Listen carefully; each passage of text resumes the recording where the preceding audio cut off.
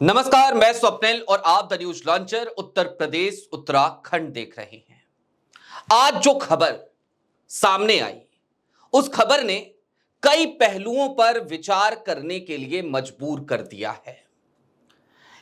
इन पहलुओं में उत्तर प्रदेश की सरकार की कार्यशैली भी है, सत्ता की हनक भी है, ठाकुरवाद भी है और इन सब के साथ साथ भारतीय रेलवे है, प्रधानमंत्री नरेंद्र मोदी जी की महत्वाकांक्षा का के जरिए जन्म लेने वाली ट्रेन वंदे भारत भी है। आपकी स्क्रीन पर एक खबर है, सबसे पहले यह सुर्खी देख लीजिए। अब इस खबर के विस्तार में चलते हैं, तफसील से चलते हैं। दोस्तों, दिल्ली से भोपाल जा रही थी वंदे भारत ट्रेन। इसी ट्रेन के 49 नंबर सीट पर अपना आरक्षण करा रखा था एक यात्री ने, नाम राजप्रकाश। जिस वक्त राजप्रकाश ने ट्रेन में बोर्डिंग करी होगी, उसे नहीं पता था कि यह यात्रा उसके लिए एक सरदर्द बन जाएगी। उसके साथ मारपीट होगी, उसे लुहलुहान कर दिया जाएगा और यह सब कुछ इसलिए किया जाएगा क्योंकि राजप्रकाश एक भारतीय जनता पार्टी के विधायक की बात मानने से इनकार कर देंगे। जी हां, उत्तर प्रदेश की झांसी की बबीना सीट से विधायक हैं, नाम है राजीव सिंह। आपके स्क्रीन पर उनकी तस्वीरें हैं। राजीव सिंह वही व्यक्ति हैं, जब ये चुनाव लड़ रहे थे तो खुद शाह साहब पहुंचे। शाह साहब ने इनका हाथ ऊपर उठवाया और बकायदा इनके लिए, इनके समर्थन में वोट भी मांगा। वो तस्वीरें भी खूब वायरल हैं। अब राजीव सिंह का सीट नंबर था 8 और राजप्रकाश का सीट नंबर था 49। लेकिन 49 के बाद 50 और 51 नंबर की सीट, यह सीट थी राजीव सिंह के बेटे श्रेयांश सिंह और उनकी पत्नी कमली सिंह की। राजीव सिंह राजप्रकाश के पास पहुंचे और कहा कि अपनी सीट मुझसे एक्सचेंज कर लो, मेरा सीट नंबर 8 है। राजप्रकाश ने एक्सचेंज करने से मना कर दिया क्योंकि राजीव सिंह के एक साथी भी उनके साथ शायद यात्रा कर रहे थे। और बस ये बात राजीव सिंह को बेहद बुरी लगी, लगनी भी चाहिए, क्योंकि दरअसल किसी विधायक की सत्ता को कोई ललकार कैसे सकता है? एक आम आदमी कैसे ललकार सकता है? कैसे इनकार कर सकता है? शायद यही सब कुछ चल रहा था राजीव सिंह के दिमाग में। ट्रेन आगे बढ़ती है और फिर 7-8 लोग आते हैं और जब वो आते हैं तो बिना कुछ पूछे, बिना कुछ जाने राजप्रकाश के साथ मारपीट शुरू कर देते हैं। राजप्रकाश को चोटें आती हैं, वो लुहलुहान हो जाते हैं, उनके सफेद शर्ट पर खून की बूंदें नुमायदार होती हैं। और इस कहानी का ये पहलू ये बताता है कि कैसे उत्तर प्रदेश के माननीय विधायक साहब सिर्फ इसलिए किसी की पिटाई करवा सकते हैं क्योंकि उन्हें उनकी बात मानने से इनकार करने पर बुरा लग गया था। लेकिन यहां पे सवाल वंदे भारत की सुरक्षा व्यवस्था पर भी है, ट्रेन के में सुरक्षा व्यवस्था पर भी है यात्रियों के। और जो कई रिपोर्ट्स में जो खबरें निकलकर सामने आई, उन्होंने यह भी बताया कि ये जो मारपीट हुई, ये पुलिस कर्मियों की मौजूदगी में हुई थी, पुलिसकर्मी भी वहां मौजूद थे। अब एक तो ये पक्ष हो गया यात्री राजप्रकाश का, लेकिन अब दूसरा पक्ष भी जान लीजिए। जाहिर सी बात है, गलती हुई है, हंगामा कटेगा, लोग सवाल उठाएंगे, तो दूसरा पक्ष आना जरूरी था। दूसरा पक्ष भी आया और दूसरा पक्ष आया विधायक राजीव सिंह का। लेकिन राजीव सिंह ने जो दूसरा पक्ष रखा है, उससे पहले एक एक छोटी सी बात आपको और बता देता हूं। राजीव सिंह ने एनसीआर दर्ज कराई, एफआईआर दर्ज नहीं कराई।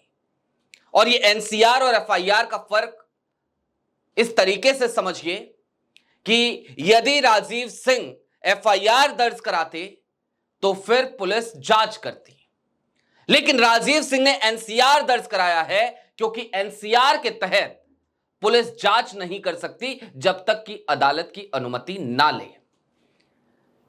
और उसके बाद राजीव सिंह मीडिया से मुखातिब होते हुए उल्टे राजप्रकाश और उनके एक साथी पर, दो यात्रियों पर उल्टी सीधी हरकत करने का, आपत्तिजनक हरकत करने का आरोप मढ़ते हैं।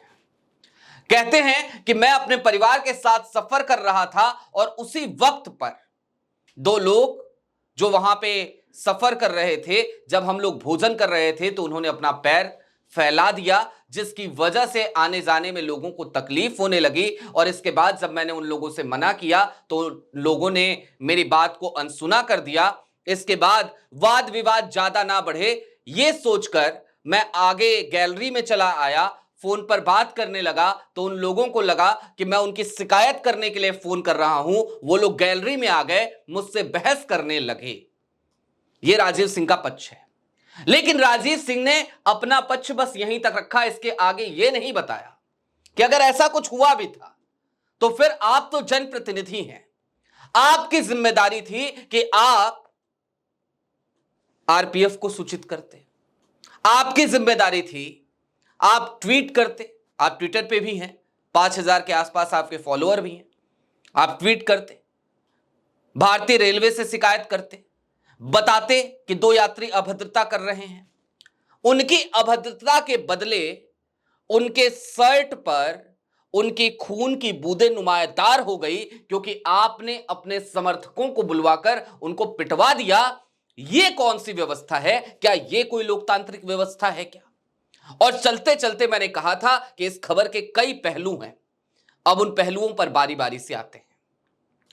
पहला पहलू, उत्तर प्रदेश के विधायक लोग खुद को क्या समझते हैं? क्या समझते हैं? वो विधायक बन गए हैं, जनप्रतिनिधि हैं, जनता ने वोट देकर चुना है, तो क्या अब वो जनता से बड़े हो गए हैं, खुद को भगवान समझ बैठे हैं, उनको इनकार नहीं किया जा सकता?